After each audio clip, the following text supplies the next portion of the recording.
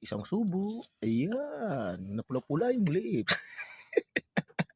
Parang inaano mo talaga yung lips ko Parang gusto mo halikan Morning mga idol, magluto na naman tayo. Ay, magluto po tayo ng ulam for lunch today. Ayan.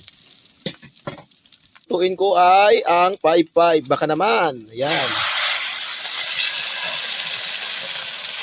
Ito natin ng asin. Natin ng betsin. Yun. Mikus natin mga idol. Tapos, lagyan natin ng tubig. Yan, sabawan natin. Puno natin ng paminta. Yan po, paminta. Dami natin paminta para masarap.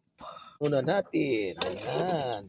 Kumukulo na mga ka-vlog. Kinuha ko yung bunga ng talongkong maliliit. Ayan. Pagdagdag sahog natin ulit.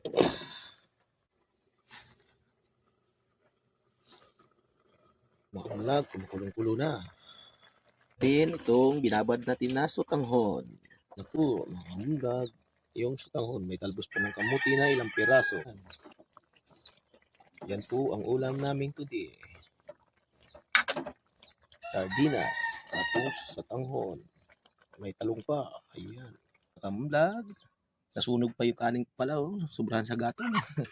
Tama ko ngayon si Mrs. Ayan. Pula-pula yung bunganga. Sige na, kain na.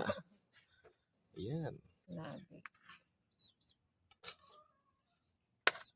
Pwede na sa'yo, diet ka dapat. Diet. Ayan ang ulam natin today. Masarap yan. Ang makarit lang ini ay yung mahihirap ng kumakain ng ganito.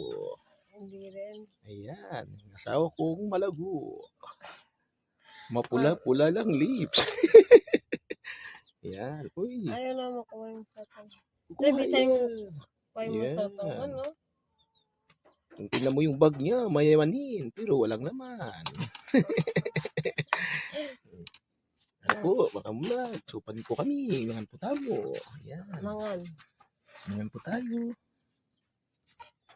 Padami sa tanghon, mga kamulag. Yun, sarap nito. Yun. Sarap nito, mga kamulag. Manyaman. Ito po yung ulam namin. Pag madanop ka, manyaman. Ayan. Pa-share naman po yung video namin, mga kamulag. Sana makabili naman tayo ng masarap na ulam pag mayroon tayong income. Ayan si Mrs.